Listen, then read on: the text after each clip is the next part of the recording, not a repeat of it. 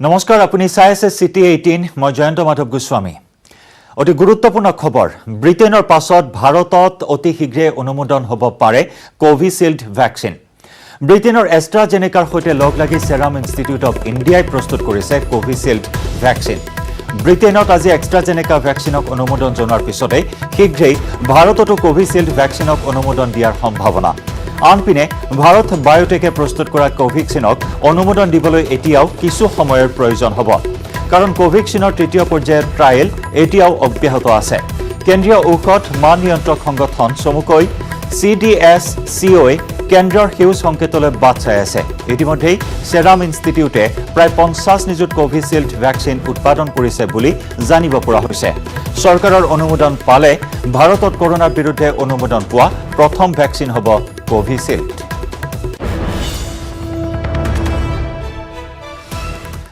ইতিমধ্যে আমি জনাইছো ব্ৰিটেনত অক্সফোৰ্ডৰ কৰোনা ভ্যাকচিনক অনুমোদন জনোৱা হৈছে অক্সফোৰ্ডৰ এষ্ট্ৰাজেনেকা ভ্যাকচিনক অনুমোদন ইতিমধ্যে 100 নিযুক্ত প্ৰতিষেধকৰ অৰ্ডাৰ ব্ৰিটেন চৰকাৰে দিছে ভাৰতৰ অগ্ৰাধিকাৰ তালিকাত আছে এষ্ট্ৰাজেনেকা ভ্যাকচিন ব্ৰিটেনৰ স্বাস্থ্য মন্ত্ৰীয়ে টুইট যোগে সদৰি কৰে এই কথা ইতিমধ্যে আমি জনাইছো ভাৰতে অতি শীঘ্ৰেই ভ্যাকচিনত অনুমোদন জনোৱাৰ সম্ভাৱনা ইতিমধ্যে বিশ্বত 1,70 লাখৰো অধিক লোকৰ কৰোনাত আক্ৰান্ত হৈ মৃত্যু হৈছে জৰুৰীকালীন ব্যৱহাৰৰ বাবে এষ্ট্ৰাজেনেকা ভ্যাকচিনক অনুমোদন ব্ৰিটেনৰ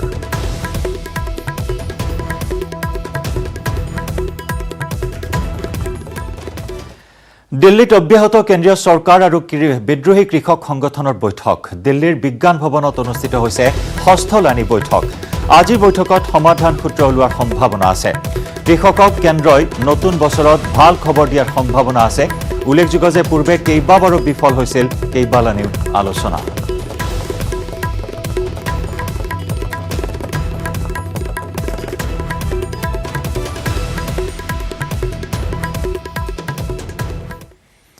পূজা অৰ্চনাৰে বিজেপিৰ কাৰ্যালয়ত প্ৰৱেশ কৰিলে অজন্তা নেওগে গোলাঘাট বিজেপিৰ কাৰ্যালয়ত অজন্তা নেওগ মঙ্গলবাৰে গুৱাহাটীত বিজেপিত যোগদান কৰাৰ পাছত গৃহ সমষ্টি গোলাঘাটত উপস্থিত হল প্ৰাক্তন মন্ত্ৰীগৰাকী উপযুক্ত মৰ্যাদা আৰু অপমানৰ অভিযোগ তুলি কংগ্ৰেছৰ পৰা পদত্যাগ কৰিছিল অজন্তা নেওগে আৰু এয়া আমি দেখুৱাইছো পূজা অৰ্চনাৰে বিজেপিৰ কাৰ্যালয়ত প্ৰৱেশ কৰাৰ মুহূৰ্ত প্ৰাক্তন কংগ্ৰেছী মন্ত্ৰী অজন্তা নেওগে সকলো জল্পনা কল্পনাৰ অন্ত পেলাই কালি বিজেপিৰ মুখ্য কাৰ্যালয়ত বিজেপিত যোগদান কৰে আৰু বিজেপিত যোগদান কৰিয়েই আজি বিজেপিৰ কাৰ্যালয়ত প্ৰৱেশ কৰিছে অজন্তা নেওগে গোলাঘাট বিজেপিৰ কাৰ্যালয়ত এয়া অজন্তা নেওগ গোলাঘাটত উপস্থিত হয় প্ৰাক্তন মন্ত্ৰীগৰাকী উপযুক্ত মৰ্যাদা আৰু অপমানৰ অভিযোগ তুলি কংগ্ৰেছৰ পৰা পদত্যাগ কৰিছিল অজন্তা নেওগে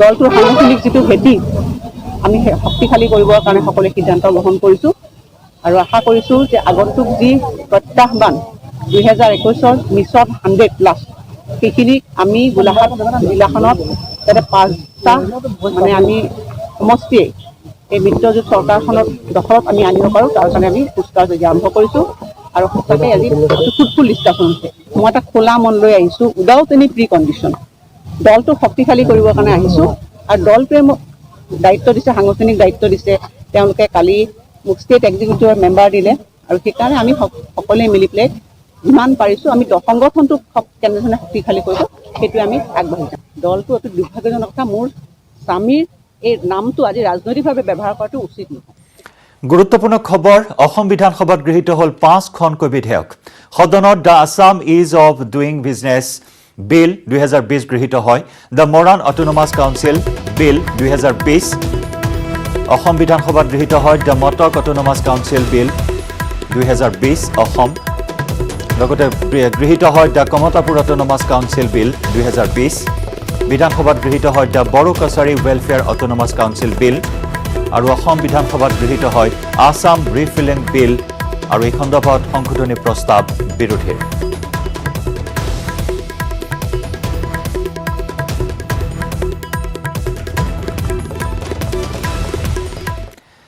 ইফালে অৱশেষত বিধানসভাত ক্ষমা খুজিলে ৰূপজ্যোতি কুৰ্মীয়ে বিজেপিয়ে ক্ষমা খোজাৰ দাবী জনাইছিল ৰূপজ্যোতিক কুৰ্মীয়ে বিধানসভাৰ নিয়ম উলংঘাৰ অভিযোগ উত্থাপন কৰিছিল পদ্মা হাজৰিকাই নিৰ্বাচনী টিকট পোৱাৰ আশাত অধ্যক্ষ বহিষ্কাৰ কৰা বুলি ৰূপজ্যোতি কুৰ্মীয়ে মন্তব্য কৰিছিল মঙ্গলবাৰে ৰূপজ্যোতি কুৰ্মীক বহিষ্কাৰ কৰিছিল অধ্যক্ষ হিতেন্দ্ৰ নাথ গোস্বামীয়ে অধ্যক্ষৰ মৰ্যাদা হানি মানে সদনৰ মৰ্যাদা হানি বুলি মন্তব্য মন্ত্ৰী চন্দ্ৰমোহন পাটোৱাৰীৰ। অৱশ্যে ৰূপজ্যোতি কুৰ্মীক নিজৰ ভাইৰ দৰে বুলি মন্তব্য কৰি সংযত হ'বলৈ মৰমৰ সুৰত আহ্বান জনালে অধ্যক্ষ হিতেন্দ্ৰ নাথ গোস্বামীয়ে।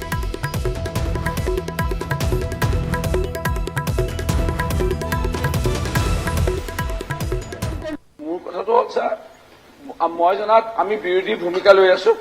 যোৱাবাৰ যেতিয়া আপুনি মানে উলিয়াই দিলে ৰহা যিটো ঘটনা মিণ্টু দেউৰী জনজাতীয় লোকৰ গুলীয়াই হত্যা কৰা হ'ল, তেওঁৰ অধ্যক্ষ ডাঙৰীয়া চাকৰি কৰাৰ পিছত ইমান কথা শুনি থাকিব নাই। এইবিলাক কথা নাই। যোৱাকালি আপুনি মই অসমৰ সীমা লৈ পেলাই কথা কৈছো। পাৰ্মিচিবল নাছিল। প্লিজ প্লিজ পাৰ্মিচিবল নহয়। সেই সময়ত এই কথাটো সোধা মই দুবাৰ গাই দিলো, আপোনাক কিতাপবোৰ চাবলৈ কৈছো। এতিয়া সেই কথাখিনি কি কৈছে, মই ৰুলিংটো বেয়া পাইছে আপত্তি নাই, কিন্তু পাৰ্চনেলি মোৰ কথা এটা আপুনি যিটো কৈছে সেইটো একচুৱেলি মৰ্যাদা লাভ কৰিছে শাসনখনে। মই স্পীকাৰ হিচাপে এইটো মই অকণমান আৱেগিক খঙত আপোনাৰ ব্যক্তিগতভাৱে যোনটো বিষয় ৰাজনীতি লৈ পেলাই যোনটো বিষয়ে কৈছিলো সেইটো মোৰ অলপ ভুল হৈছে, এইটো স্বীকাৰ কৰিছো। হ'ব।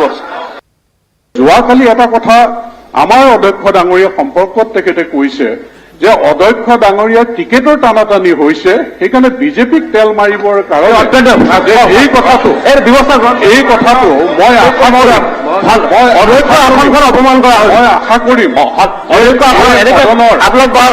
এই সদনৰ মৰ্যাদা হানি হোৱা যিখিনি কথা বতৰা হৈছে, মই আশা কৰো যে ইয়াত আচলতে কোনো এগৰাকী সদস্যই এই কথাটো কেতিয়াও সমৰ্থন কৰিব নোৱাৰে। সেইকাৰণে অধ্যক্ষ ডাঙৰীয়া মই আশা কৰিছো যে সকলো দলপতিৰ পৰা লাগে আপুনি তেওঁলোকৰ মন্তব্য লওক আৰু এই ক্ষেত্ৰত এটা কঠোৰ সিদ্ধান্ত গ্ৰহণ কৰক। অধ্যক্ষ ডাঙৰীয়াৰ টিকেটৰ টনাটনি হৈছে, সেইকাৰণে তেওঁ এইবিলাক কৈছে। অধ্যক্ষ ডাঙৰীয়াৰ টিকেটৰ টনাটনি হ'ব নে নহয় সেইটো আমাৰ ৰঞ্জিত দাস আৰু নাড্ডা ডাঙৰীয়াই জানিব। সেইটো তেওঁতো নাজানিব নহয়, তেওঁতো অথৰিটি নাই নহয়। সেইটো টানাটনি হৈছে নে টানাটনি হোৱা নাই হা। গতিকে যিটো বস্তুত তেওঁৰ কোনো অথৰিটি নাই তাতে আপোনাক ডিফেম কৰাত তেওঁ অথৰিটি ক'ত পালে। গতিকে মই ভাবো যে তেওঁ সঁচাকৈ কৈছো, মই অনেষ্টলি কৈছো, এই সদনখনৰ মৰ্যাদাৰ খাতিৰত আপোনাৰ ব্যক্তিগত কথাত নহয়, তেওঁ কালি মিডিয়াত সেই কথা যদি কৈছে তাৰ কাৰণে তেওঁ ক্ষমা খোজা উচিত। কথাটো হৈছে তেওঁক মই নিজৰ ভাই নিচিনাকে ভাবো, কাৰণ আমি একেখন জিলাৰ। তেওঁ মাতৃ মোৰ লগত খুব ক্লজ আছে। হয়, কথাটো হয় যে কিছুমান কথাত তেখেতে অলপ আউট মানে নিজকে ব্ৰেক কৰি দিয়ে, সীমাৰ পৰা বাহিৰলৈ গুচি যায়। এইটো বহুতৰ আছে। মই গভৰ্ণমেণ্ট এখনক হলফিকত পতা কামত কেতিয়াও নোসোমাও। স্পীকাৰৰ দায়িত্ব গভৰ্ণমেণ্টক ষ্টেবল কৰা, আৰু এই কথাটো মই ক'ৰ পৰা শিকিছো, বাবু বসন্ত দাসৰ কথা। মই 91ত শিকিছো এইটো। তেওঁ কংগ্ৰেছ দলৰ মানুহ আছিল স্পীকাৰ হিচাপে, আৰু অপজিশ্যনে ৰুল কৰিছিল তেতিয়া। তেতিয়া বসন্ত দাসে ইচ্ছা কৰিলে তেওঁ সেই পাৰ্টি বুলি তেওঁলোকক ভোট দি, অপজিশ্যনক ভোট দি চৰকাৰখন গিৰাই দিব পাৰিলেহেঁতেন, নিগিৰালে। এইবিলাক হৈছে আমাৰ এইখন সদনৰ পৰম্পৰা, আৰু সেই পৰম্পৰাটো ৰক্ষা কৰাৰ কাৰণে আমি চেষ্টা কৰি আছো। হয়, কেতিয়াবা মোৰো ভুল হ'ব পাৰে, দুটা এটা সৰু সুৰা ভুল, কিন্তু মই ডেলিভাৰেটলি কেতিয়াও মই ভুল নকৰোঁ। অসম বিধানসভাৰ শীতকালীন অধিৱেশনৰ অন্তিমটো দিনত গৃহীত হ'ল দ্য অফিচিয়েল লেংগুৱেজ এমেণ্ডমেণ্ট বিল 2020।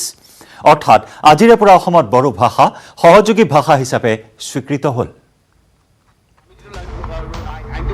বড়ো ভাষাক ৰাজ্যৰ সহযোগী ভাষা হিচাপে স্বীকৃতি দিবলৈ অসম বিধানসভাত উত্থাপিত দ্য অফিচিয়েল লেংগুৱেজ এমেণ্ডমেণ্ট বিল 2020 খনৰ সংশোধনী প্ৰস্তাৱানে বৰাকৰ কংগ্ৰেছী বিধায়ক কমলাক্ষ দে পুৰকায়স্থই। নিজ সংশোধনী প্ৰস্তাৱত পুৰকায়স্থই কয়, বড়ো ভাষাক সহযোগী ভাষা কৰাত আমাৰ আপত্তি নাই, কিন্তু বাংলা ভাষীৰ সংখ্যা অসমত বহুত, সেয়ে বাংলা ভাষাকো সহযোগী ভাষা হিচাপে স্বীকৃতি দিব লাগে। চুক্তি আমি কোনো চুক্তি অস্বীকাৰ নকৰো, চুক্তিক আমি সন্মান কৰো, ঠিকে আছে। কিন্তু অধ্যক্ষ মহোদয়, আপোনালোকে জানে যে বেংগলী মানুহ শান্তিপ্ৰিয় মানুহ, আৰু আমাৰ মন্ত্ৰী মহোদয় যিটো ক'লে যে বেংগলী লেংগুৱেজ ৰিচ লেংগুৱেজ হয়, যদি সহযোগী ভাষা যদি বৰক দেওয়া হয়, যদি আমি অস্বীকাৰ নকৰো, দিয়ক আপোনালোকে বৰক ভাষা দিয়ক। বেংগলীক কিয় নিদিব? আৰু 1 নম্বৰ কথা। 2 নম্বৰ কথাটো হৈছে কি, যদি আপোনালোকৰ যদি ইমানেই মৰম যদি, তেনেহ'লে সহযোগী ভাষাটো দিব লাগে, কিয় দিব নালাগে?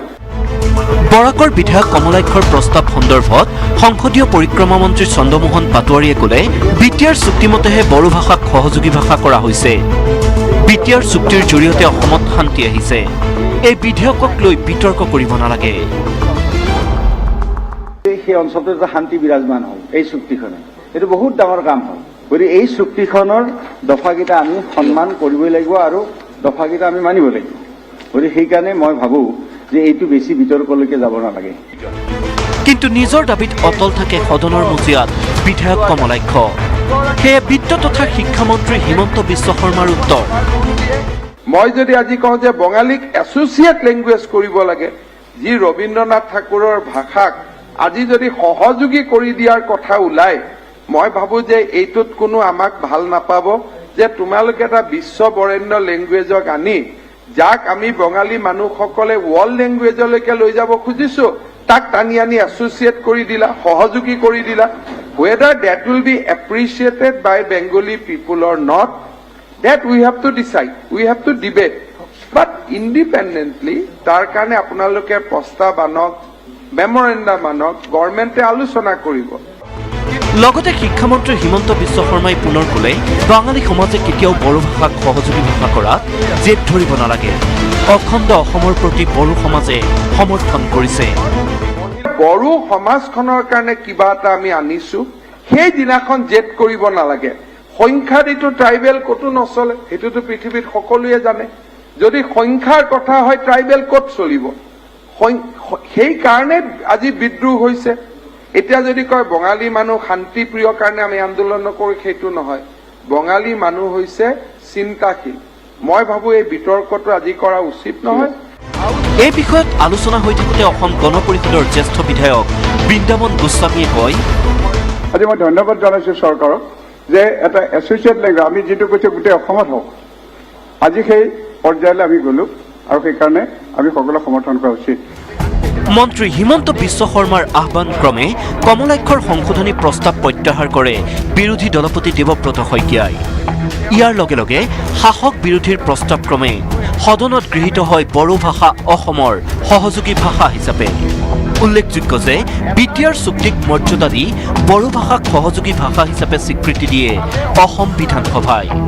গৃহীত হয় the Assam official language amendment bill 2020। Camera person Sanjay আৰু অঞ্জনৰ সৈতে বিজু কুমাৰ ডেকাৰ report, news 18 Assam north east. খবৰৰ ধাৰা আমি অব্যাহত ৰাখিম। চিটি 18ত লৈছো এটি চমু বাণিজ্যিক বিৰতি। কাজিৰঙাৰ এখন বিশেষ গাঁও, যিখন গাঁও এতিয়া চৰ্চিত হৈছে বিশেষভাৱে। এসময়ৰ চোৰাং চিকাৰীৰ ৰেষ্ট কেম্প হিচাপে পৰিচিত এই গাঁওখন এতিয়া পৰিণত হৈছে পৰ্যটনস্থলীলৈ।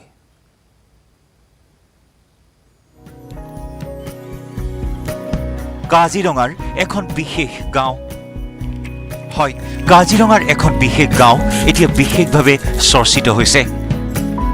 এসময়ৰ চোৰাং চিকাৰীৰ ৰেষ্ট কেম্প হিচাপে পৰিচিত এই গাঁওখন এতিয়া পৰিণত হৈছে পৰ্যটনস্থলীলৈ, য'ত নিতৌ ভিৰ কৰিছে দেশী বিদেশী পৰ্যটকে।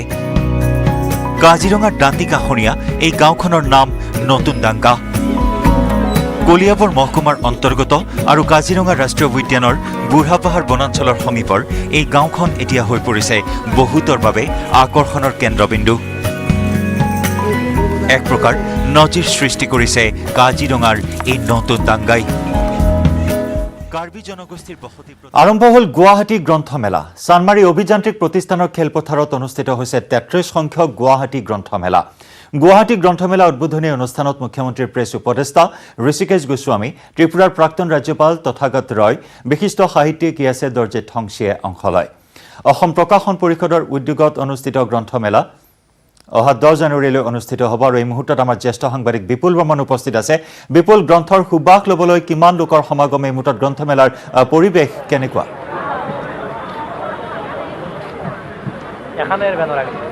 চাওক, অসম প্ৰকাশন পৰিষদে আজিৰ পৰা গুৱাহাটীৰ অভিযান্ত্ৰিক এই প্ৰতিষ্ঠানৰ খেলপথাৰত 33 সংখ্যক গুৱাহাটী গ্ৰন্থমেলাৰ আয়োজন কৰিছে। আৰু এই গুৱাহাটী গ্ৰন্থমেলাৰ উদ্বোধনী সমাৰোহত অসমৰ মুখ্যমন্ত্ৰী সৰ্বানন্দ সোণোৱাল তেখেতে অহা কথা আছিলে, কিন্তু তেখেতে আহিব নোৱাৰিলে। আৰু ঠিক তেনেধৰণে বিত্তমন্ত্ৰী ডক্টৰ হিমন্ত বিশ্ব শৰ্মা এই সময়ত যিহেতু শীতকালীন অধিৱেশন চলিয়ে আছে, আজি অন্তিমটো দিন, তাত উপস্থিত আছে কাৰণে এই গ্ৰন্থমেলালৈ আহিব নোৱাৰিলে। আপুনি কোৱা ধৰণে তথাগত ৰায়, তেখেত ত্ৰিপুৰাৰ যি প্ৰাক্তন ৰাজ্যপাল, তেখেত উপস্থিত আছে। পদ্মশ্ৰী বঁটা বিজয়ী বিশিষ্ট সাহিত্যিক ইয়াছে দৰ্জে থংচি আৰু তেখেতৰ লগতে মুখ্যমন্ত্ৰী প্ৰেছ উপদেষ্টা যি ঋষিকেশ গোস্বামী, তেখেতসকল উপস্থিত আছে। আৰু আজিৰে পৰা এই 12 দিনীয়া যি গুৱাহাটী গ্ৰন্থমেলা, এই গ্ৰন্থমেলা আৰম্ভ হৈছে মই এবাৰ সামগ্ৰিকভাৱে গোটেই গ্ৰন্থমেলাৰ পৰিৱেশটো এবাৰ দেখুৱাম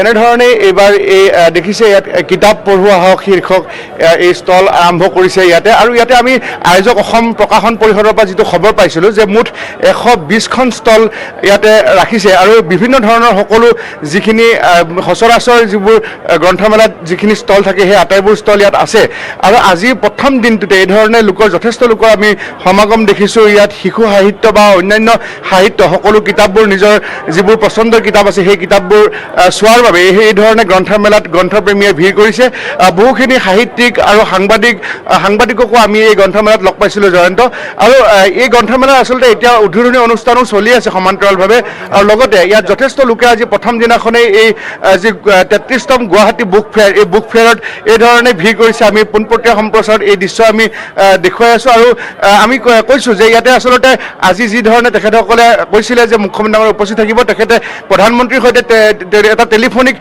কথা বতৰাত ব্যস্ত আছে আমিনগাঁৱৰ পৰা আৰু তাৰে কাৰণে তেখেতে আহিব পৰা নাই যদিও দেখিছে যে যথেষ্ট লোকে এই গুৱাহাটীৰ চান্দমাৰীৰ যি অভিযান্ত্ৰিক প্ৰতিষ্ঠান খেলপথাৰত এই গ্ৰন্থমেলাৰ বাকৰিতে ভিৰ কৰিছে তেখেতসকলে নিজৰ নিজৰ পচন্দৰ কিতাপসমূহ চাইছে ইয়াত জনসংযোগৰ এখন আমি ষ্টল দেখিছোঁ এই ষ্টলখনো জনসংযোগৰ ষ্টল ইয়াত এখন ৰাখিছে ইয়াতে অতি সুন্দৰভাৱে আৰু তেখেতসকলে এই জনসংযোগৰ ষ্টলখন বিভাগীয় মন্ত্ৰীৰ হতুৱাই তেখেতসকলে উদ্বোধন কৰিব আৰু তাৰ ওচৰতে আমি যে য'ত বিশিষ্ট সাহিত্যিক পদ্মশ্ৰী ইয়েছে দৰ্জী থংচী তেখেত উপস্থিত আছে লগতে ঋষিকেশ গোস্বামী মুখ্যমন্ত্ৰী প্ৰেছ উপদেষ্টা তেখেত আছে আৰু ইয়াত তথাগত ৰায় তেখেত ত্ৰিপুৰাৰ প্ৰাক্তন ৰাজ্যপাল তেখেতো উপস্থিত আছে সেই মঞ্চখনৰ পৰিৱেশ মই এবাৰ দেখুৱাইছোঁ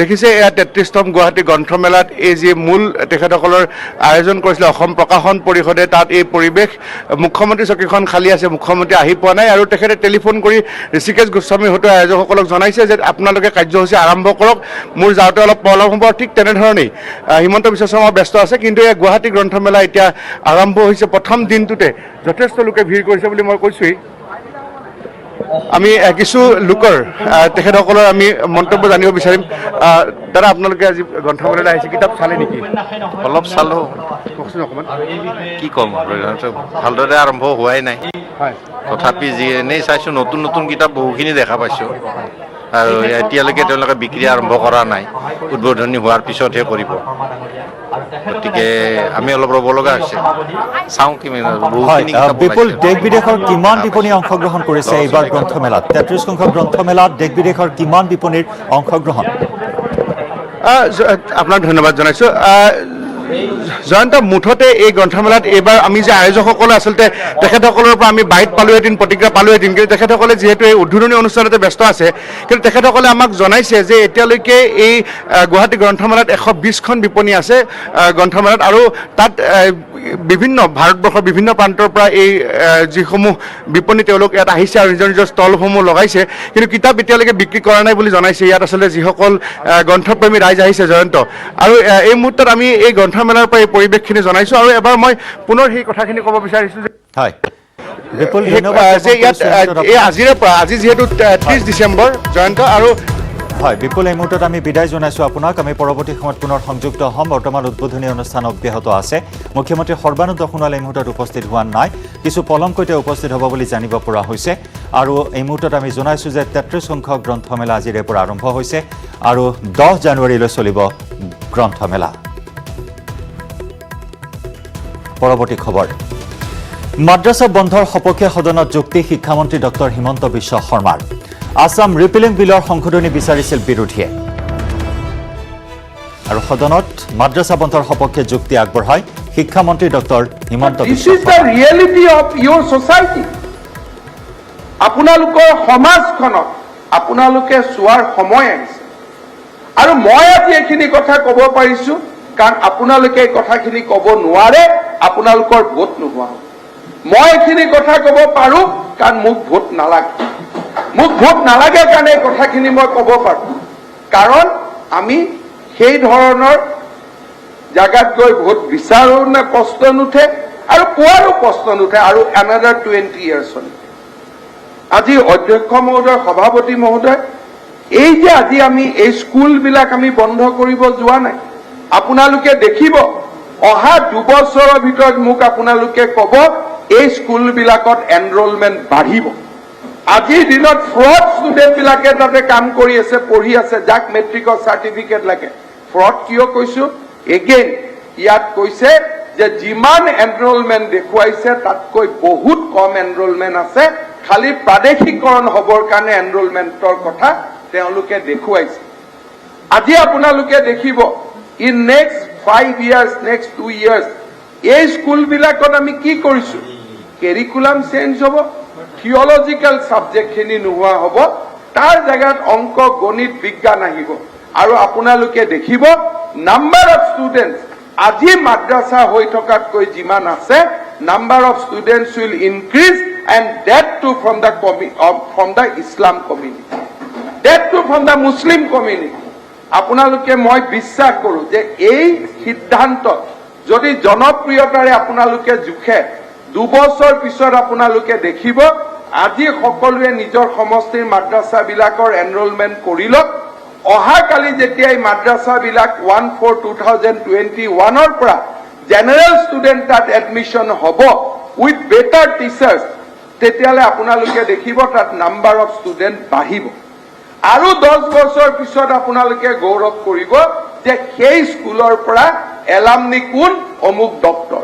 এলামনিক আজি আমাৰ নাম কোৱা হৈছে যে অমুক অমুক কেইজন ডক্টৰ ইঞ্জিনিয়াৰ হৈছে, বাট 2 দিন পিছত আপোনালোকে নাম ক'ব পাৰিব যে 700খন স্কুল আৰু কলেজৰ পৰাই ডক্টৰ ইঞ্জিনিয়াৰ হৈছে।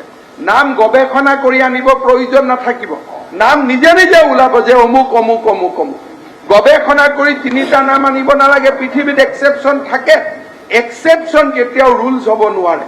সেইকাৰণে অধ্যক্ষ মহোদয় মই ক'ব খোজো যে এই আজি 600 শিক্ষানুষ্ঠান, যিখিনি শিক্ষানুষ্ঠান ক'ত আছে? আপোনালোকৰ সমাজত আছে, অৰ্থাৎ জলেশ্বৰ সমষ্টিত আছে, বদৰপুৰত আছে, চেঙাত আছে, বৰপেটাত আছে, ধুবুৰীত আছে। দেখিব এনৰোলমেণ্ট বাঢ়িব, কাৰণ দিজ উইল বি এইখিনি গভৰ্ণমেণ্ট অনুষ্ঠান হৈ